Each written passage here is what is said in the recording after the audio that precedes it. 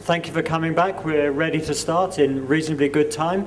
So, as per the schedule, we have 2 talks this morning before lunch, or 2 presentations.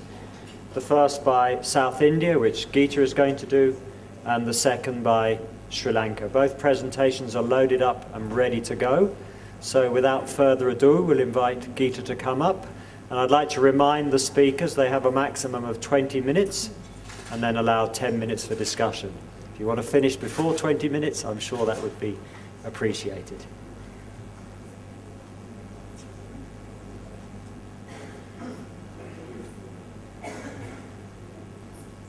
Yours is behind there somewhere.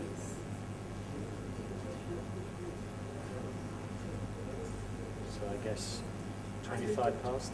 I'll just tell you when there's about 3 minutes. Good morning to all of you. I'm happy to present the report of South India, and I'm pleased to acknowledge my team members' contribution for making this presentation, and also the resource person's contribution. The thing is, I just would like to give you some overview about the baseline agroclimatic analysis of the regions which we have done for the fast track, and which we are also going to do the extended analysis. This slide shows the growing season, which is September, October to December, January, which is basically northeast monsoon season for the rice crop in Aduthurei region of Tamil Nadu. So this is our major growing season. So we thought we can just put up this. So the black color lines are showing the baseline yield in all the 3 graphs. Thank you. So these are the baseline yields in all the 3 graphs.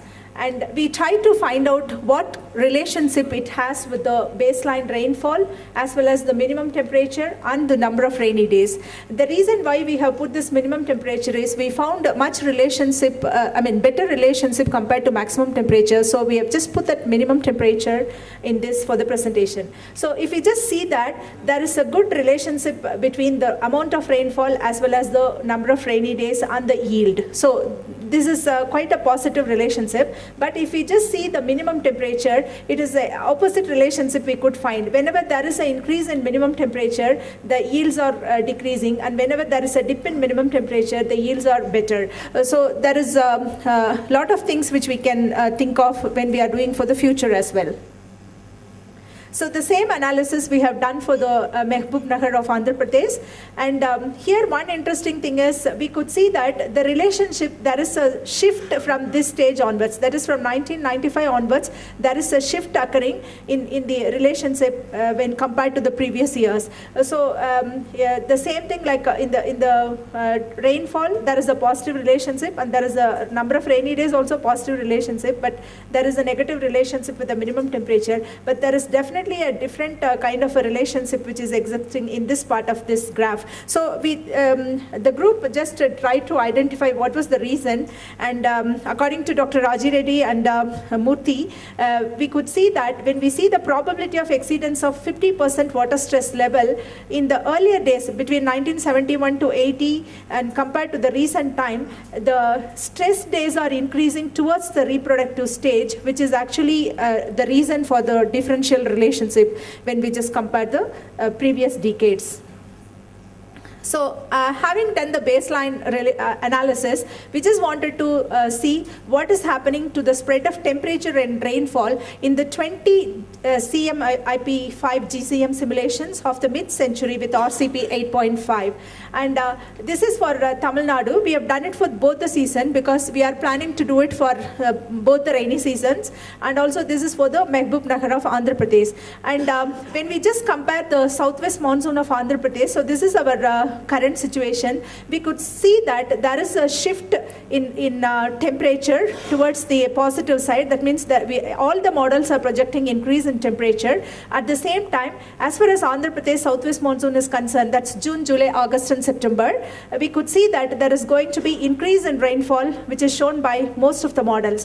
One important thing which we could see it from this particular graph is a lot of models are congregated to one side, which means the variability is much lesser compared to the Tamil Nadu place. Here, this is the one, the I is the one which we will be taking up for our future analysis.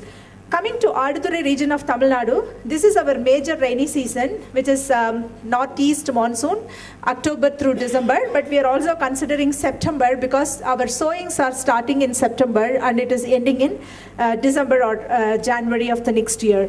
So we could see that though all the models are showing positive shift as far as temperature is concerned, but there are few models showing lesser than average rainfall of the current condition. So these are the models which indicate that the rainfall is going to be lesser during the growing season. But by and large, most of the models are showing increase in rainfall. But if we see the spread is actually larger compared to the Andhra Pradesh, though both the places are having very less rainfall. But as far as the variability is concerned, the Tamil Nadu region is going to be much more variable compared to this place. And this is for the southwest monsoon, again, because we are going to take up the irrigated maize crop for southwest monsoon. So we have looked into the same kind of thing, and it indicates almost a similar thing. But as far as variability is concerned, southwest monsoon is much stable compared to northeast monsoon.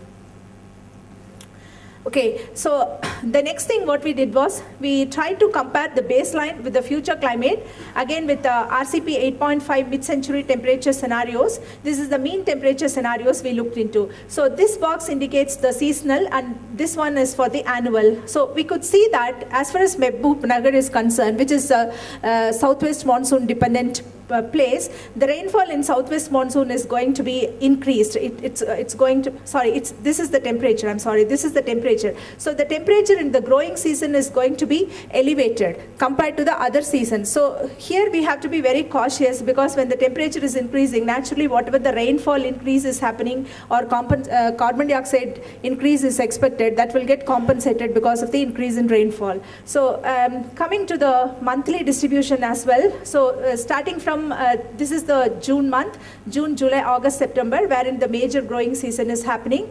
We could see that always there is a shift in all the months, but the same thing is happening in the growing season as well.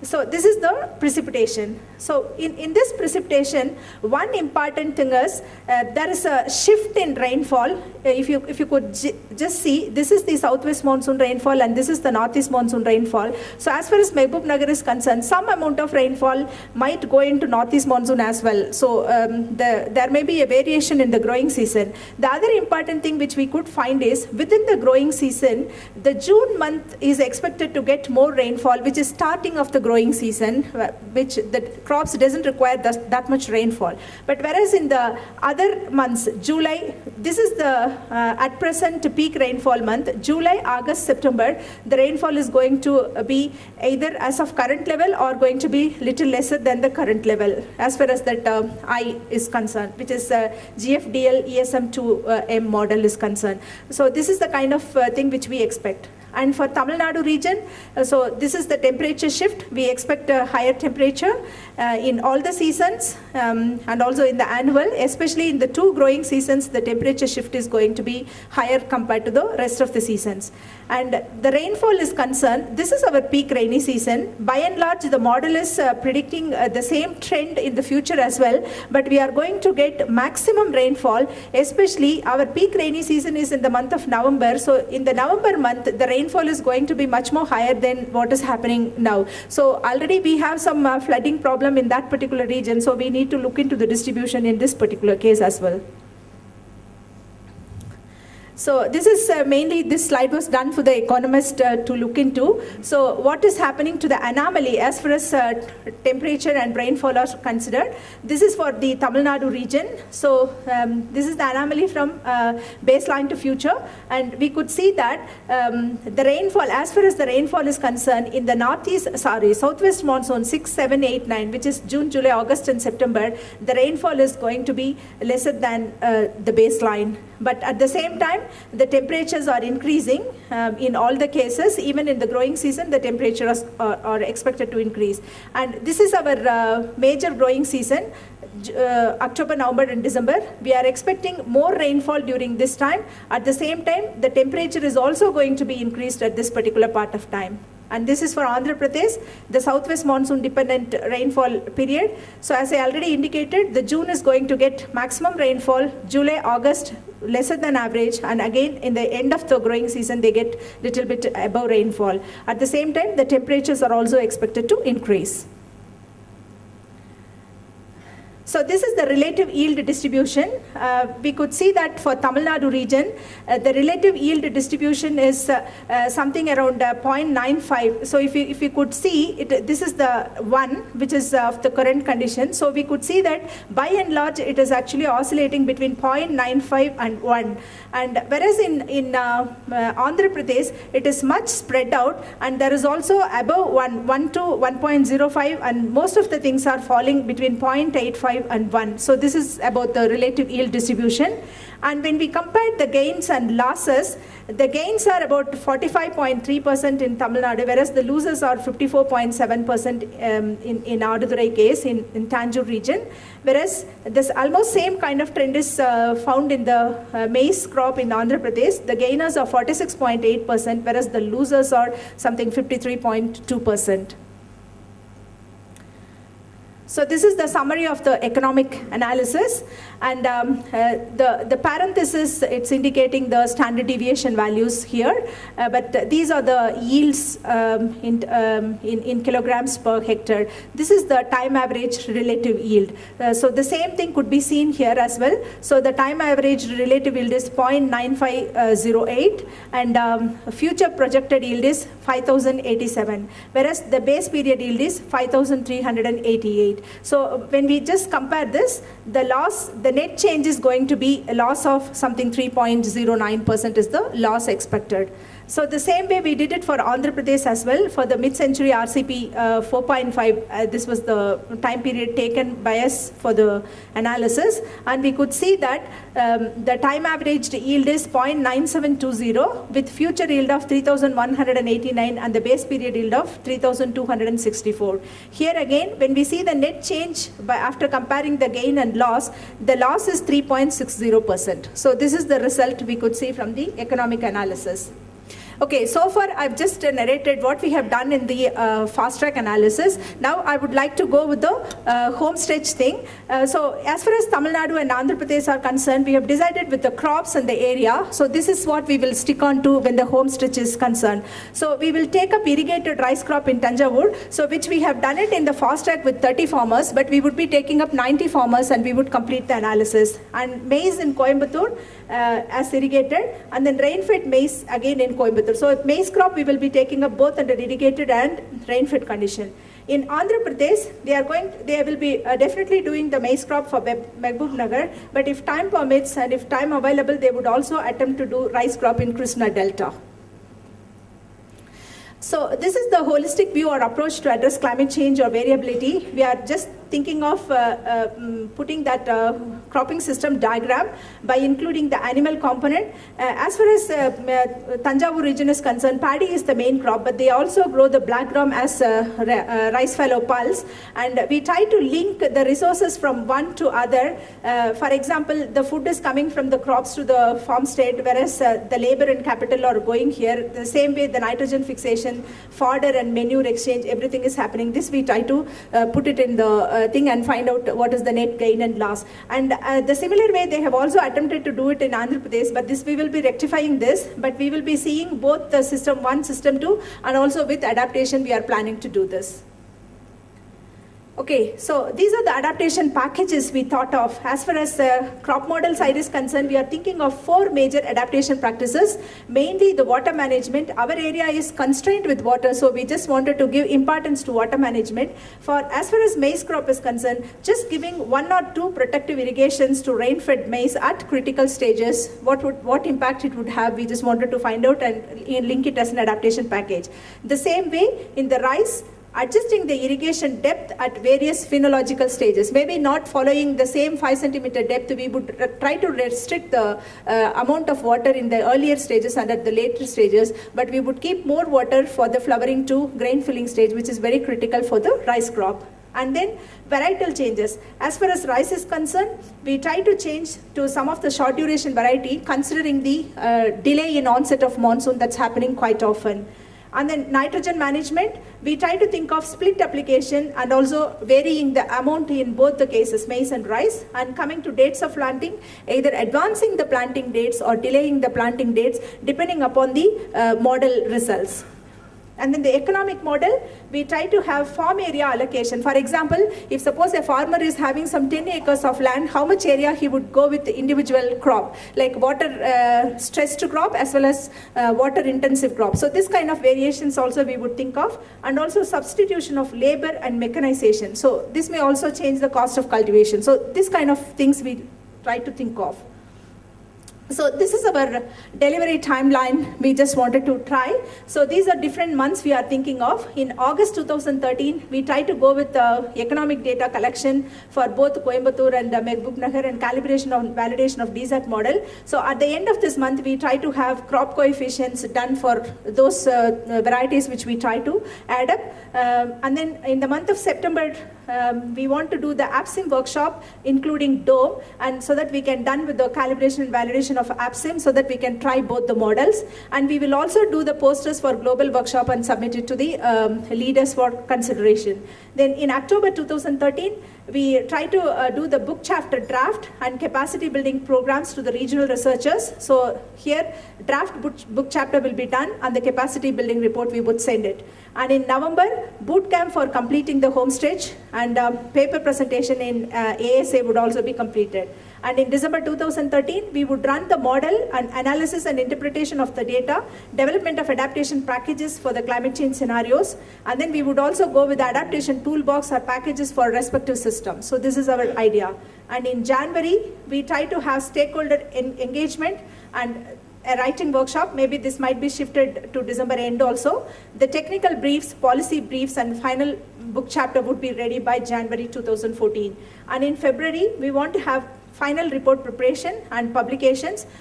We would be submitting the final report. At the same time, we are planning for 3 research journal articles, 1 for each crop, rice and maize from both things, and 1 from the economic side. So this is our plan on the deliverables and timeline. And this is my last slide, ideas of extension. So the first thing is the rice and maize are major crops which is grown under stressed environment in both the states, maybe like rain-fed and canal water dependent kind of thing. So we just wanted to have in large area analysis, like either agroclimatic zone level or at the level of something kind of not as a district but as a state as a whole, so that we can develop. Another important thing is developing genetic coefficient, taking inputs from the ongoing projects and programs and trying with some of the field trials as well. Then validation of selected adaptation technologies in analogous locations is another idea. And then developing vulnerable map for effective policy intervention. So when we do the state level analysis, we can just develop for each crop, which are the areas that are very vulnerable for the changing climate, which will impact that particular crop. So we can do the vulnerability mapping, and which we will be providing it for the policymakers for policy interventions. Then dissemination of climate information and adaptation packages to a range of stakeholders, starting from the farmers until the policymakers, we just keep in mind. And then organizing capacity building program to other researchers, then developing farm panel data sets. So this came from the economist side, and exploring the possibilities of involving other disciplines, for example, entomology, pathology for pest and disease, and then water technologies for including hydrological model into this analysis, and then physiology people as well. So this is our idea for the extension. I think that's all I have for presentation. Thank you. Thank you.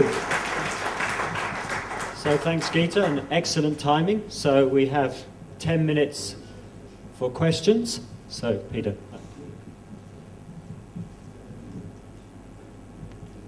Geeta, really lovely job. Thank you. Just a quick question on the adaptation possibilities.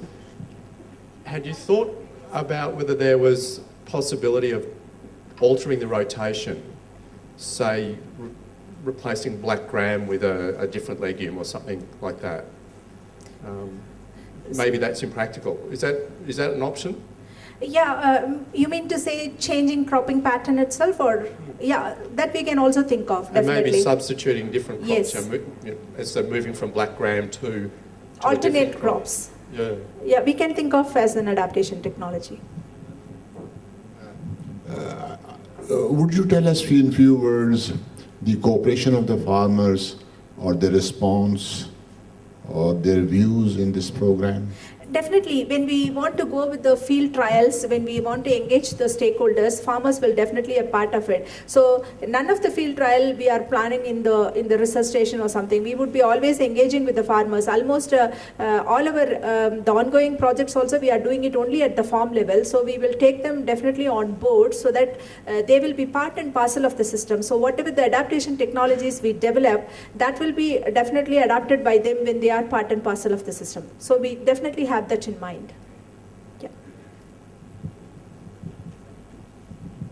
This is a question about the interpretation, which, admittedly, I also am working on to understand. I'm looking at John.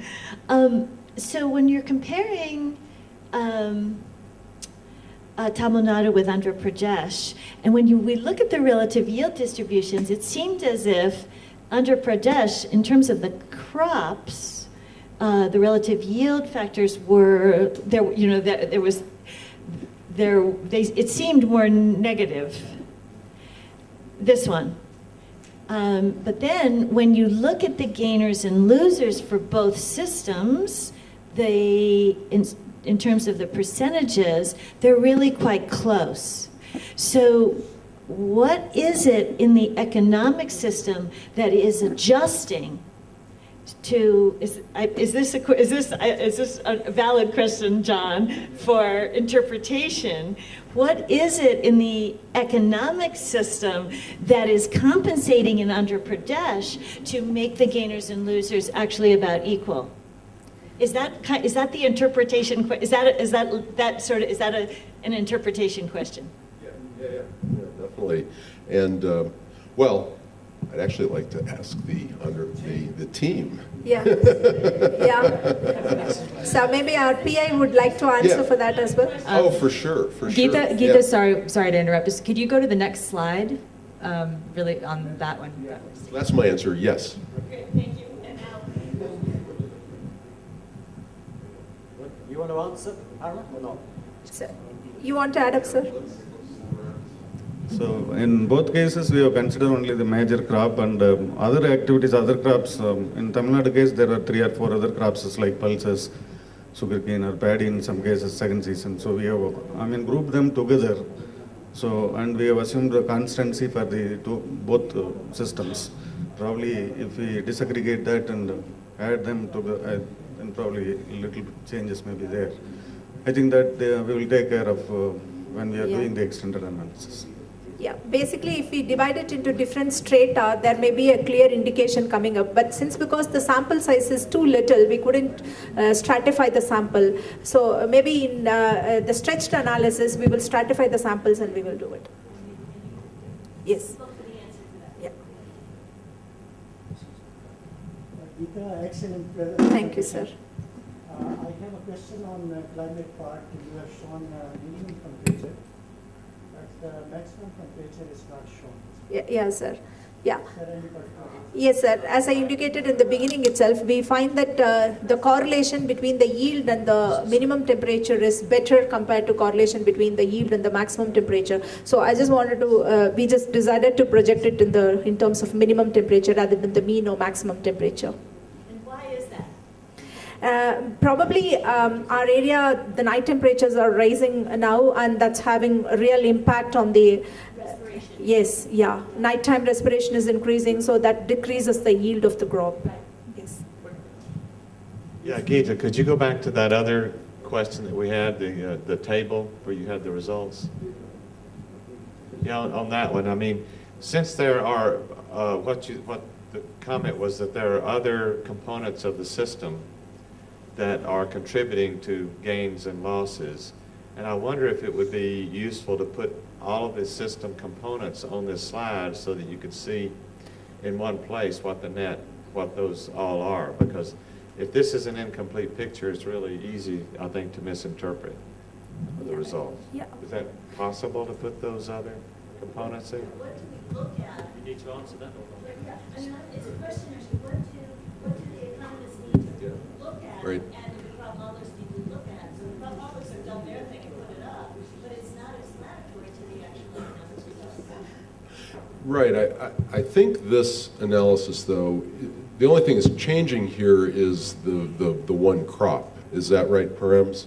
In this particular analysis, it's just the one main crop that was modeled that's changing here. So this does represent what's changing. But if we had other model components, you're right, it would be interesting to show what was assumed for those other model components. And yeah, that's why I think, in fact, we need a more elaborated table with for each, case we do, the key, parameter, if you want, assumptions or parameter values that are going into it. So if there were a livestock component, for example, we'd want to know what was assumed or what was modeled in terms of the change in livestock productivity as well. But could you pop back up that relative yield distribution picture? So, when I look at the Tamil Nadu, the Tamil Nadu one, a couple of things we would want to talk about. There's that one real outlier down on the negative tail. But then I believe the one value is right there at the right side. So it looks to me like what's happening then is that, and I can't read the scale. What's that lowest value, Peter? 0.5. That's 0.5? Oh, okay. I see. No, the horizontal scale. Yeah. This is 0.95. And then the far left? So the far left value is? This one? Yes. 0.7. Okay, yeah. So you can see that, everything's on the left side, but in fact, if you take out that one outlier, the CV is really small. And so what we're generally seeing in a lot of the simulations people have done so far is that we're really getting a very, very small variance of the relative yield distribution. Remember that one I showed you from the US we had? The CV was much, much larger. So this again goes back to the point about the small number of observations we're using, but it's more than just that. What's really going on here, what we have to think about is, are the data we have representing the heterogeneity that's out there so that it can be captured in the climate simulations? Because, in other words, just because I have 60 data points, if I have one weather station and 2 soils, I'm not going to see much happening. That's a really crucial thing we have to think about. That's a real challenge with the data constraints we face. So just going one more comment on this. So even though those distributions look quite different, when they're represented in the R value on the next table, they're actually very similar. Right. So exactly. So it's quite. Yeah, and I mean in that table we should have a mean and a standard deviation probably, but this is a better way to look at it. Yeah, but also but then when you think about actually plus that actually ends up being very similar. So I have one more comment. Neither of them is showing much variation. Neither of them, even though they don't, you could say these don't look very normal. You could say, yeah, sorry.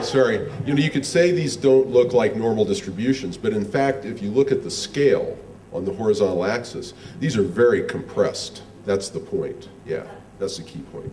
Yeah, I wanted to also say, because I noticed that one on the right side as well, and it makes me wonder, when we show these curves, we are very interested in that crossing point, which is where we get that 54.7% and 53.2%, I believe.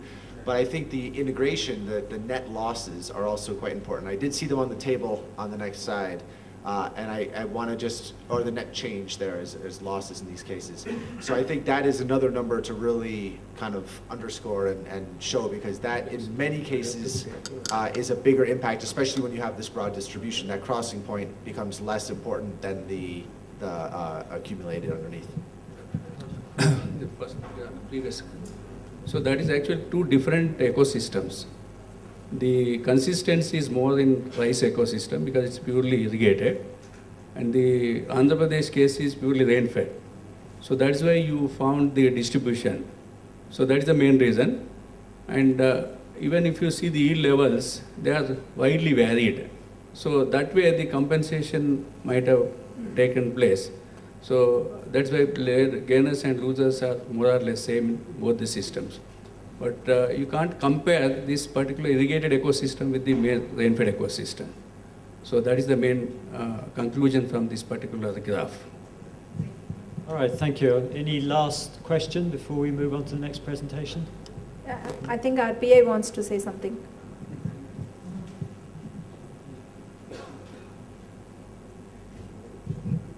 So this relative yield distribution is basically the ratio between simulated current yield and simulated future yield.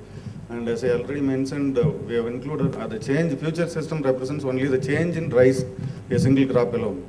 So there are other crops, and I mean the total contribution of rice to the entire household income is only about 40-50%. I think when we introduce other crops also in our analysis, and if we introduce the RAPs and other things, if there are likely changes in the other components. So definitely there will be some changes in other components as well in future. So when we introduce and when we do the extended analysis, probably we will be able to better capture. So this represents only this, 30 farms. And as far as the rice is concerned, we have taken the data from the ongoing scheme. So these 30 farms are relatively clustered around 2 or 3 related villages. So it is a cluster sampling. But in our extended analysis, we'll be including more clusters from different villages. I think we'll be able to come with better variability. Excellent. So thank you very much to Geeta. Thank you.